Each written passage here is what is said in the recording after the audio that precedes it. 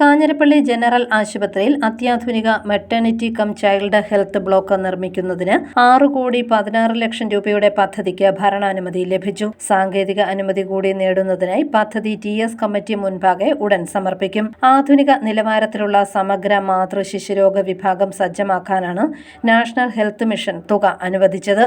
ആദ്യഘട്ടമായി 10,000-ഓളം ചതുരശ്ര അടി വിസ്തീർണമുള്ള ഒരു നില കെട്ടിടം നിർമ്മിക്കുന്നതിനാണ് പദ്ധതി തയ്യാറാക്കിയിരിക്കുന്നത്. നിലവിലുള്ള ഗൈനക്കോളജി വിഭാഗവും കൂടി ചേർത്തായിരിക്കും പുതിയ കെട്ടിടം നിർമ്മിക്കുക.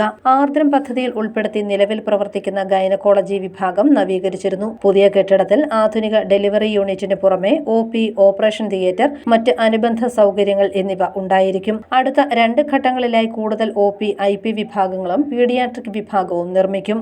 ആശുപത്രിയിൽ നേരത്തെ OP ഓഫീസ് വിഭാഗങ്ങൾ പ്രവർത്തിച്ചിരുന്ന പഴയ കെട്ടിടം പൊളിച്ചു മാറ്റിയ ശേഷം നിലവിലുള്ള ഗൈനക്കോളജി വിഭാഗത്തോട് ചേർന്നായിരിക്കും പുതിയ കെട്ടിടം നിർമ്മിക്കുന്നത്. കേന്ദ്ര ആരോഗ്യ വകുപ്പിന്റെ ലക്ഷ്യ നിലവാരത്തിലുള്ള ലേബർ, ഡെലിവറി, റിക്കവറി സ്യൂട്ട് ഉൾപ്പെടെയുള്ള സൗകര്യങ്ങൾ പുതിയ കെട്ടിടത്തിൽ നിർമ്മിക്കും. പ്രസവത്തിന്റെ എല്ലാ ഘട്ടങ്ങളിലും ഉപയോഗിക്കുന്നതിനായി രൂപകൽപ്പന ചെയ്യുന്ന ആശുപത്രി മുറിയാണ് LDR സ്യൂട്ട് റൂം.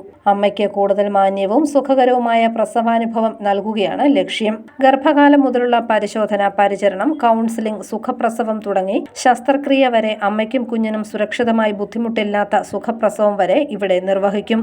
പരമ്പരാഗത രീതി മാത്രമല്ലാതെ കമ്പാനിയൻ ഡെലിവറിയും സാധ്യമാക്കുന്നതിനുള്ള സൗകര്യവും ഒരുക്കും. News bureau, Kanjirappally.